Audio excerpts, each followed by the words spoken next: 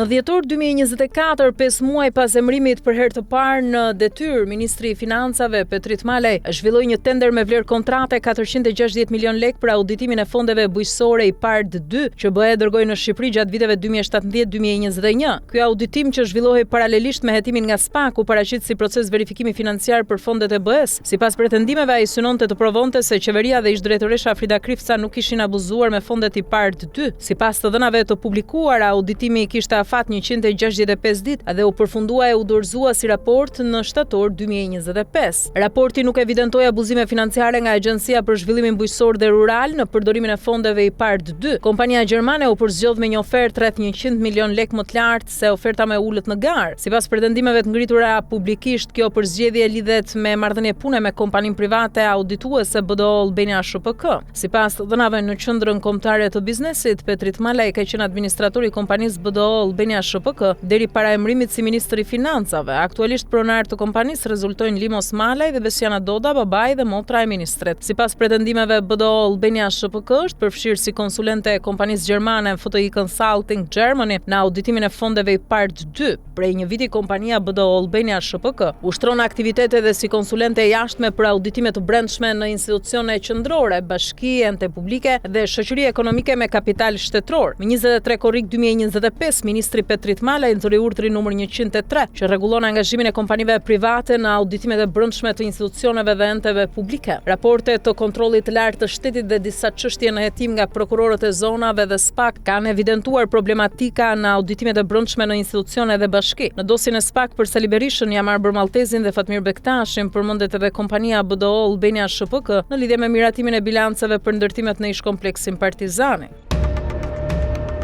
Në kushtetutë thuhet se të gjithë janë të barabartë përpara ligjit, por projekti i kryeministrit Edi Rama për të garantuar paprekshmëri të kastës së shtetit dhe pushtetit është shembulli më i qartë se disa funksionarë nuk do t'i nënshtrohen edhe me ligj kësaj barazie. Duke përdorur rastin e ministres Balluku përballë kërkesës së SPAK-ut dhe GKK-s, Edi Rama ka nisur procedurat parlamentare me deputetët e PS-s për ndryshimin e nenit 242 të kodit të procedurës penale, me synim të dukshëm për të shmangur veprimin ligjor ndaj vetes. Këtë vetëmbrojtje dhe shmangje nga përballja me drejtsinë, sa kohë është në detyrë, Edi Rama e ka paraqitur si mas garantuese në termin imunitet funksional, që disa funksionarë të lartë të mos pezullohen nga detyra në rast procedimi penal. Përveç funksionit të tij si kryeministër, Edi Rama ka përfshirë në statusin e të paprekshmëve me imunitet funksional edhe zëvendës kryeministrin, ministrat, presidentin e Republikës, antarët e gjykatës kushtetuese, avokatin e popullit, kryetarin e kontrollit të lartë të shtetit dhe guvernatorin e Bankës së Shqipërisë. Këta nuk i ka përfshirë për arsye të funksionimit të shtetit, por për ta paraqitur draftin si ndryshim ligjor në emër të stabilitetit institucional me qëllim që drejtësia të mos pezullojë disa drejtues institucionesh të mandatuar nga parlamenti. Nga parlamenti mandatohen shumë funksionarë shtetëror, të cilët Edi Rama nuk i ka përfshirë në projekt nenin 242 të kodit të procedurës penale, por i ka lënë pa imunitet funksional. Drafti Edi Ramës lejon pezullimin nga detyra për sekretarin e përgjithshëm të kryeministrisë, antarët e gjykatës së lartë, prokurorin e përgjithshëm, drejtorin e SHish, drejtuesit e ILD-s, KLP-s, KLG-s, AKEP-it, Komisionit Prokurimit Publik dhe Inspektoratit Kontrollit të Pasurive. Me mandat parlamentar, por pa imunitet funksional, pra me të drejtë pezullimi nga drejtësia në rast procedimi penal, mbeten edhe komisioneri për mbikëqyrjen e shërbimit civil, komisioneri i zgjedhjeve, kryetari i autoritetit konkurrencës, komisioneri për të drejtën e informimit dhe mbrojtjen e të dhënave personale,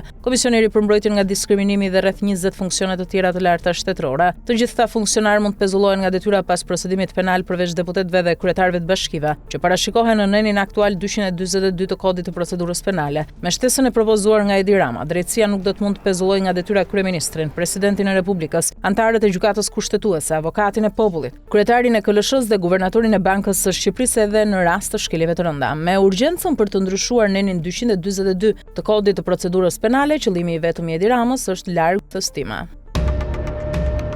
Emri i një ish-ministre të bujqësisë së qeverisë shqiptare është përmendur shumë shpesh në raportime dhe debate publike për dyshime që lidhen me menaxhimin korruptiv të fondeve të BE-s që lidhen me bujqësinë. Bëhet fjalë për Frida Krifcën. Fokusi i dyshimit publik ka rënë brenda binomit i PARD dhe ZHBR, me shumë akuza që në thelb flasin për devijim fondesh, përfitime klienteliste dhe abuzime me grantet që duhet të shkonin te fermerët e varfër vendas. Deri këtu gjithçka është pjesë e aludimeve, dosierëve dhe presioneve politike apo mediatike, ndërsa nga ana tjetër organet e drejtësisë kanë detyrën e vërtetë ta provojnë ose ta rrëzojnë argumentojnë me fakte këtë zhurmë apo tymnaj politiko-mediatike. Neni shpëtimtar, papritur në ndryshimet e bëra rishtasi të kodit penal të shumë përfolur europian, shihet të jetë futur një nen i ri. Nen që lidhet drejt për drejt dhe pikërisht me interesat financiare të Bashkimit Evropian. Ky nen i përfshirë në kreun e mashtrimeve të kodit penal, i futur si paftuar dhe pa u shoqëruar qartë me një logjik të lidhur me nenet e tjera të të njëjtit departament, parashikon shprehimisht. Mashtrimi që prek interesat financiare të Bashkimit Evropian, mos zbulimi i informacionit në shkelje të një detyrimi specifik, përdorimi ose paraqitja e deklaratave ose dokumenteve të rremet, pasakta ose të paplota, që kanë si efekt përvetësimin ose mbajtjen e padrejtë të fondeve nga buxheti i përgjithshëm i Bashkimit Evropian, ose buxhetet e menaxhuara nga ose në emër të Bashkimit Evropian, ose keq përdorimi i fondeve të tilla për qëllime të tjera nga ato për të cilat ato janë dhënë, dënohet me burgim gjerë në 5 vjet. Mos zbulimi i informacionit në shkelje të një detyrimi specifik, përdorimi ose paraqitja e deklaratave ose dokumenteve të rremet, pasakta ose të paplota, që ka si efekt zvoglimin e palishëm të burimeve të buxhetit përgjithshëm të BE-s, ose buxhetet e menaxhuara nga ose në emër të BE-s, ose keq përdorimi i një përfitimi të përfituar ligjërisht, dënohet me burg deri në 5 vjet. Kur veprat e parashikuara në paragrafet e parë dhe të dytë të këtij neni kryen në bashkëpunim ose më shumë se një herë, dënohen me burgim nga 2 gjerë në 6 vjet. Kur të njëjtat vepra përfshin një shumë që te kalon 50.000 euro, dënohen me burgim nga 5 deri në 10 vjet. Ndër nenet e reja që u amenduan me frymë europiane, ky nuk do binte në sy,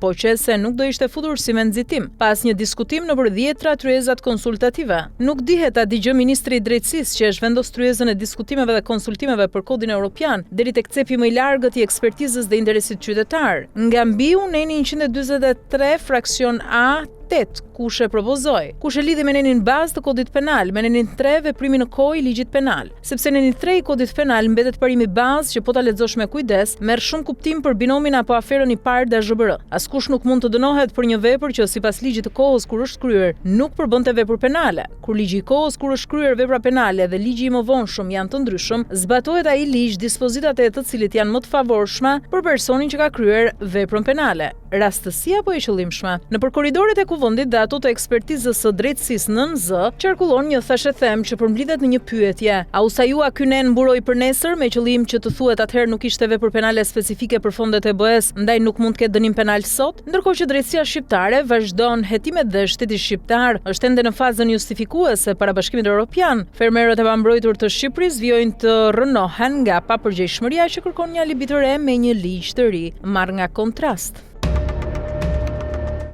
Në një moment kur terreni politik i brendshëm po i rrëshqet në nënkëmbë, Edi Rama po kërkon të forcojë profilin e tij ndërkombëtar përmes afrimit me iniciativën e re të Donald Trump për të ashtu quajturin Board of Peace. Pyetja që shtrohet nuk është nëse Shqipëria do të jetë aktive në diplomacinë globale. Kjo është aksion për një vend antar të NATO-s, por nëse ky pozicionim i shërben interesit kombëtar apo nevojës personale të kryeministrit për të prodhuar kapital politik në një kohë delikate, për Shqipërinë pjesëmarrja në një forum të ri ndërkombëtar mund të tingëllojë si rritje e peshës diplomatike, por realpolitika është më e ftohtë se retorika. Board of Peace është një strukturë e konstatuar nga disa demokraci perëndimore dhe shihet me skepticizëm në qarqe të caktuara europiane, sidomos nëse perceptohet si alternativa apo rivali i arkitekturës tradicionale multilaterale. Në këtë kontekst, Tirana rrezikon të pozicionohet në një lojë të madhe ku balancat janë ende të paqarta. Për Edi Ramon, fotografia me Trump dhe narrativa e rolit global mund të shërbejnë si kundërhelm ndaj kritikave të brendshme, hetime, akuza për korrupsion, tensione me opozitën dhe lodhje publike pas më shumë se një dekade në pushtet.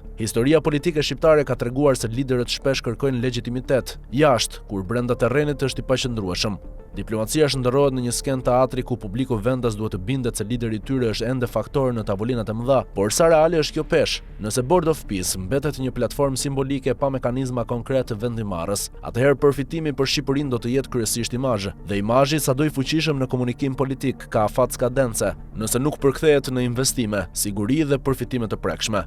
Nëse përkundrazi, kjo strukturë fiton rol real në proceset e rindërtimit dhe ndërmjetësimit ndërkombëtar, atëherë Tirana mund të pretendojë një pozicionim të zgjuar strategjik. Ekziston edhe një dimension tjetër, raporti me Bashkimin Evropian. Shqipëria është në proces negociatash dhe çdo lëvizje që perceptohet si devijim nga linja e përbashkët euroatlantike mund të krijojë tensione të heshtura. Rama ka investuar shumë në narrativën e liderit modern evropian të Ballkanit. Një afrim i tepruar me iniciativën e debatueshme amerikane mund të shihet si një kalkulim i brendshëm, jo si strategji afatgjatë shtetërore. Nga ana tjetër, për një vend të vogël, fleksibiliteti është shpesh aset. Shqipëria historikisht ka mbijetuar duke qenë pragmatike, duke ruajtur lidhje të forta me SBA-n dhe duke mos sfiduar kurrë boshtin euroatlantik.